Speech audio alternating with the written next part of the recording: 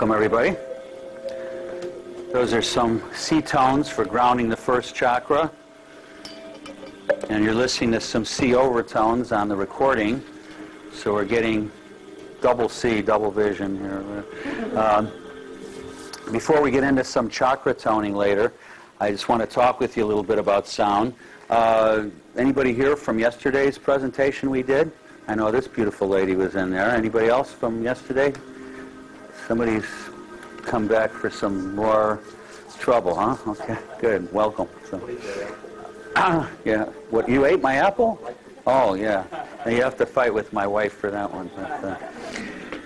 So those of you who weren't here yesterday, we levitated an apple and got it to tone and did all sorts of wonderful things with sound. A skeptic? Do we have a skeptic here? Okay, now we're going to have to vibrate you. Shake and vibrate you. Hey, you never know where it's going to go. You know, you never know. You be in the moment, you never know what'll happen. So, anybody here that isn't aware that your body is made out of sound? Or are you afraid to raise your hand? Well, I covered this yesterday, so those that heard this yesterday can just meditate a little bit, but I always like to start my presentations with a little explanation of the sound stuff, because people come by and they can't understand what can sound do. Is that going to heal my pain, my back pain, my emphysema, my dandruff, my pain from my family, whatever it is? Can't imagine what sound could have to do with that. And what it would help us to understand is if you realize that we live in a world of sound, that everything is sound, you might want to redefine your definition of sound. We tend to think of sound as what we hear with our ears, and it might be sound of somebody's voice or a sound of a truck going by, or it might be music. Most of us associate sound and music together when they're very different things. Music contains sound. Sound doesn't always contain music, at least in the traditional sense of the word music. But sound is literally everything. It's not just what you hear with your ears. We hear in our hearing bandwidth only from about 15 or 16 hertz, which is an abbreviation for cycles per second of the vibrations, to up to around 20,000 hertz. That's our hearing bandwidth. It's very limited. There's a lot of sound below that, which is referred to as infrasonic sound. And there's sound above that, which is ultrasonic sound. So we just hear within this certain realm. And after your age 19 or 20, you lose a couple thousand decibels above of around that 20,000, you're really down to about 16 to 18,000 hertz. So we start to lose some of the high end of our hearing. Now, most of us know that dogs hear up to 40,000 hertz. They have twice the hearing that we do. So that's why we have dog whistles that we can't hear, that the dogs can, because they hear twice the range that we do. Bats and cats hear higher than dogs. Cats hear up to about 60,000 cycles per second. Most people don't discuss that. Why, I don't know, but see, they don't have the low range that we do or that dogs do. Cats don't hear those real low vibrations, those low sounds, although they do hear 3 times what humans hear and about twice what dogs hear. Now, bats have some of the highest range of hearing that there is. They hear up to about 120, 130,000 cycles per second. They have whatever that is, 5, 6 times what we can hear. Mathematics wasn't my best subject in high school, but you get the idea. Now, again, they don't hear the low end as well, but dolphins probably have the greatest range of hearing and have been mapped to hear up to close to 200,000 cycles per second, which is like, what, 10 times what we can hear? So we kind of live in our own bodies and think in terms of our hearing bandwidth that we more or less take for granted, but there's a lot of sound below and above that hearing range is simply the point that I want to make. That is still sound. Now, when I say your bodies are made of sound, what do I mean by that? It might help to reflect back upon when we were in elementary school and our teachers told us, did you know your bodies are 3/4 water and 1/4 solid?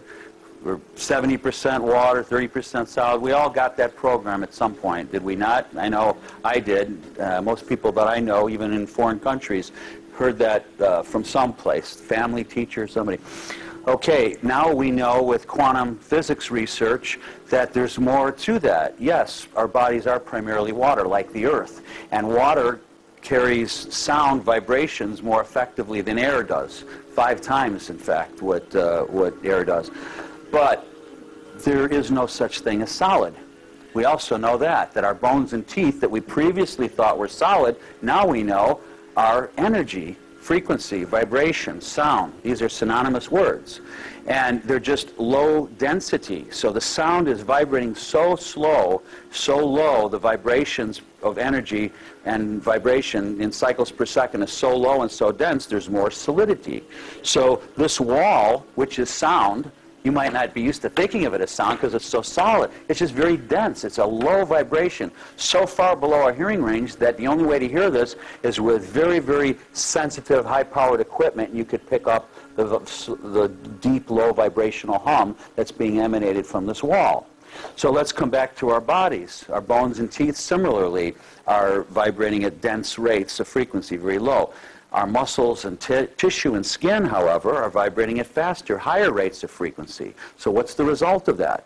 Not as much density, right? It's more pliable. You can work with the skin, the muscles. It's not dense, brittle. It won't break. You can work with it a little bit more. This is why sound is starting to be being used with massage therapy and chiropractic work and other work because it works, it's very malleable. And, of course, our skin and muscles are more malleable than our bones and teeth.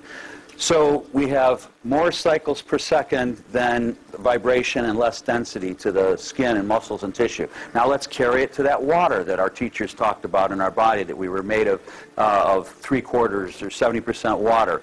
That's more or less our blood and fluids in the body. The blood and fluids now have even less density, right? Not only are they malleable, but it's more formless. It doesn't have as much form.